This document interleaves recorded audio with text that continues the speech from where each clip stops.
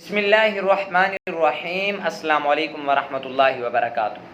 اللہ کے تمام کام قابل تعریف کیوں کر ہیں؟ اللہ تعالیٰ کے تمام کاموں کو ہم کیسے کہہ سکتے ہیں کہ یہ قابل تعریف ہے، یہ کام اچھا ہے، یہ کام اچھا ہے؟ تو ہم کیسے کہہ سکتے ہیں کہ یہ کام اچھا ہے اور اللہ تعالیٰ کی ذات اس کام کو دیکھ رہی ہوتی ہے اور ظلم اور ستم ہو رہے تھے؟ کچھ الفاظ مولانا تقی عثمانی صاحب کے سنیں، ان کے الفاظ۔ اس جملے میں دعویٰ تو یہ کیا گیا ہے کہ تمام تعریفیں اللہ تعالیٰ کی ہیں، یعنی اللہ تبارک و تعالیٰ کا ہر کام قابل تعریف ہے۔ تو کبھی کبھی انسان کے دل میں یہ خیال پیدا ہوتا ہے کہ کائنات میں بہت سے واقعات ہمیں ایسے نظر آتے ہیں جو دیکھنے میں کچھ اچھے نہیں لگتے، جن کی بظاہر تعریف نہیں کی جاتی۔ ظاہری طور پر ہم یہ نہیں کہہ سکتے کہ یہ کام صحیح ہے۔ تعریف ہم اللہ تعالیٰ کی اس کام پر تعریف نہیں کر سکتے۔ اچھا کام ہو رہا ہو تو اس پر تو تعریف کر سکتے ہیں، یعنی کہ جب ہمیں بارش کی طلب ہوئی اور اللہ تعالیٰ نے بارش برسائی تو ہم اللہ تعالیٰ کی تعریف کرتے ہیں، الحمدللہ والشکر کہ اللہ تعالیٰ نے ہمیں اس چیز کی احتیاجی دی اور اللہ تعالیٰ نے یہ بارش برسائی۔ لیکن کچھ کام ایسے ہیں کہ ہم ان پر اللہ تعالیٰ کی تعریف نہیں کر سکتے۔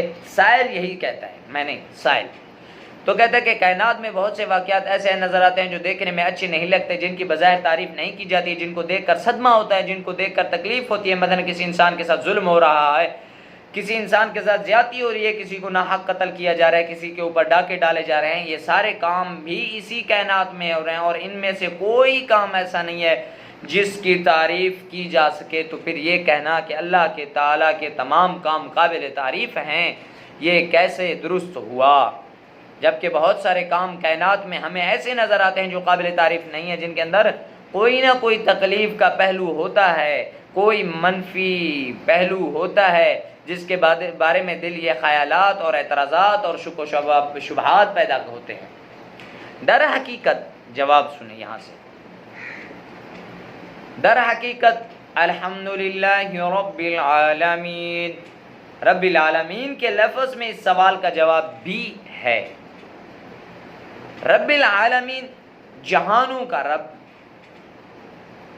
اور ہم ایک گھر کے اندر ایک محدود جگہ پر، محدود سوچ، محدود ملک، پوری دنیا نے محدود چھوٹی سی عقل اور وہ سوچ اور وہ عقل ہمیں سوچ اور خیالات دیتی ہے، ایک نظریہ دیتی ہے یہ کام صحیح نہیں ہے، ایک سوچ دیتی ہے کہ یہ کام صحیح نہیں ہے۔ تو رب العالمین تمام جہانوں کا رب ہے، کم از کم یہ تو سوچ لینا چاہیے کہ اللہ تعالیٰ تمام جہانوں کا رب ہے، رب پالنے والا ہے، تمام جہانوں کا کیا ہے؟ پالنے والا ہے۔ تو مصلحت آپ کو خود بخود اس کے اندر دکھائی دے، لیکن پھر بھی میں مفصل طریقے سے اس کا جواب دوں گا انشاءاللہ۔ میں نہیں بلکہ مولانا تقی عثمانی صاحب ہی اپنی کتاب انہی سے میں پڑھ کے سنا رہا ہوں آپ کو، وہ انشاءاللہ پورے اچھے طریقے سے انہوں نے بہت ہی پیارے انداز سے سمجھانے کی کوشش کی ہے۔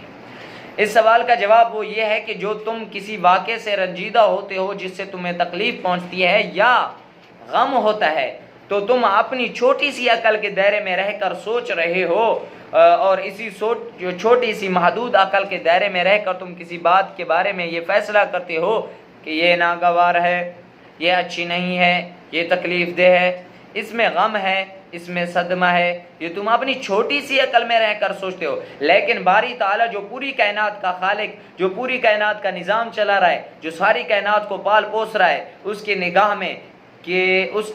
میں ہے کہ کس لمحہ کون سا کام پوری اس کائنات کی مصلحت کے مطابق ہے، کس لمحے کے اندر کون سا کام اس کائنات کی مصلحت کے مطابق ہے اور کون سا کام مصلحت کے مطابق نہیں ہے۔ تمہاری چھوٹی سی عقل میں اس کی مصلحت نہیں آ سکتی، بھلا رب العزت کی مصلحت ہمارے ذہنوں میں کیسے آ سکتی ہے؟ ہم کیسے کہہ سکتے ہیں کہ بھئی یہ کام صحیح نہیں ہو رہا؟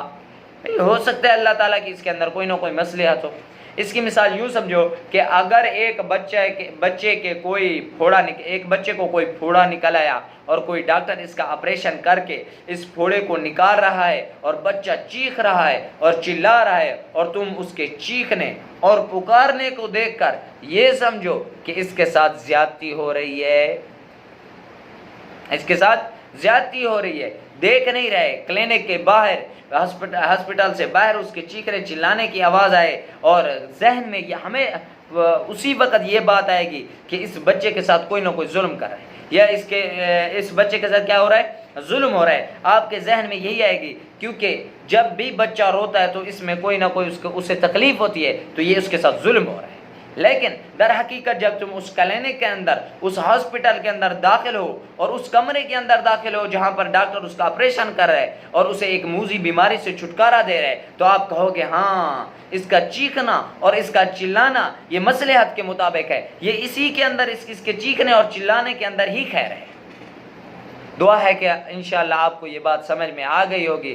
اللہ ہمیں ایسے شک اور شبہات سے بچائے اور خالصتاً اپنے رب العزت، اپنے پروردگار کی تعریف کرنے کی توفیق عطا فرمائے، جو ہمیں 70 ماؤں سے زیادہ محبت کرتا ہے، ہماری تکلیفوں کو بھی سمجھتا ہے، ہمارے دردوں کو بھی سمجھتا ہے، ہماری خیر خواہی کو بھی سمجھتا ہے۔ یہ تو یہاں دنیا میں تو ایک ماں ہوتی ہے، ہمیں کانٹا برداشت نہیں کرتی، وہ 70 ماؤں سے زیادہ ہم سے محبت کرتا ہے۔ صاف ظاہر ہے اس کی ہر عمل کے اندر، ہر کام کے اندر کوئی نہ کوئی مصلحت ہوگی۔ وآخر دعوانا ان الحمد للہ رب العالمین۔